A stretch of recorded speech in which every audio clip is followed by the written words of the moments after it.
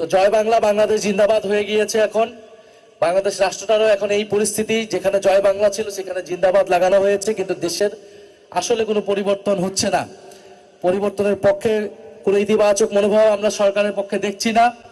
March মাসে আগে মুজিব থাকতো, সেখানে জিয়া প্রতিস্থাপিত হয়েছে, একটা দলের জায়গায় আরেকটা দল প্রতিস্থাপিত হচ্ছে, কিন্তু বাংলাদেশের মানুষের ভাগ্যের পরিবর্তন হচ্ছে না। আমাদের নারীরা আরো নিরাপত্তাহীনতায় ভুগতেছে। ইন্টারিম সময়ে আমরা নারীদের নিরাপত্তাহীনতা নিয়ে অনেক কথা শুনেছি, আমরা নিজেরাও বলেছি। এখন যে সারা দেশে মহামারীর মতো ধর্ষণ, নারী নিপীড়ন, শিশু ধর্ষণ, শিশু হত্যার মতো জঘন্যতম নিকৃষ্ট অপরাধ দেখছি, কিন্তু এটা নিয়ে আমরা কোনো ধরনের কথা দেখতে পাচ্ছি না, পত্রিকায় লেখালেখি দেখতে পাচ্ছি। এনসিপির দায়িত্ব, সমগ্র বাংলাদেশ যদি চুপ করে থাকে, এনসিপিকে এটা নিয়ে কথা বলতে হবে, মাঠে থাকতে হবে, নারীদেরকে এটা নিয়ে সচেতনতা করতে হবে এবং আমাদের নারীদের নিরাপত্তা নিশ্চিত করতে হবে।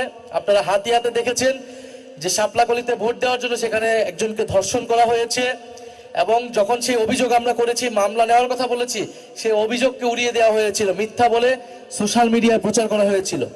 ফলে এই ধরনের ঘটনা ঘটতেছে, আমাদেরকে এই বিষয়গুলোকে প্রতিবাদ জানাতে হবে এবং সংস্কারের পক্ষে, বিচারের পক্ষে কথা বলতে হবে।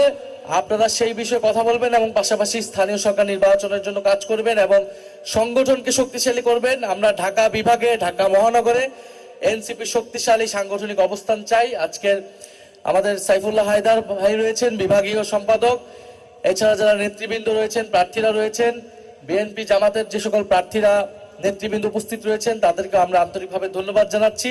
আজকের ইফতার মাহফিলের জন্য আমাদের 1 বছর পূর্তি উপলক্ষে সারা দেশে ইফতার মাহফিলগুলো আমরা করছি, বিভাগীয় ইফতার মাহফিল। ইনশাআল্লাহ ঈদের পরে আমরা আরো গতিতে, দ্বিগুণ গতিতে আমাদের কার্যক্রম এগিয়ে যাব। শহীদ পরিবার আজকে এখানে অনেকেই এসেছেন। উত্তরায় আন্দোলনের অন্যতম হটস্পট ছিল। শহীদ পরিবারদের প্রতি আমাদের আহ্বান, আমাদের মেসেজ থাকবে যে বিচারের দাবিতে আমরা এখনো সরব রয়েছি। ট্রাইব্যুনালের চিফ প্রসিকিউটর পরিবর্তন করে দিয়ে যাচ্ছে কোনো ধরনের জবাবদিহিতা ছাড়াই। আপনারা জানেন আমরা বিচার নিয়ে জাতীয় নাগরিক পার্টির আলাদা একটি কমিটি করেছি, যেখানে দেশি বিদেশি বিশেষজ্ঞরা রয়েছেন, শহীদ পরিবারের প্রতিনিধিরা রয়েছেন। আমরা টাইম টু টাইম আপডেট জানাবো এই বিচার কি গাফিলতি হচ্ছে কিনা, এবং যদি কোনো ধরনের গাফিলতি থাকে আমরা ইনশাল্লাহ আপনাদেরকে সাথে নিয়ে মাঠে থাকবো। আমাদের জন্য দোয়া রাখ এবং সংসদের বাইরে উভয় জায়গায় তার অবস্থান শক্তিশালী রাখতে হবে।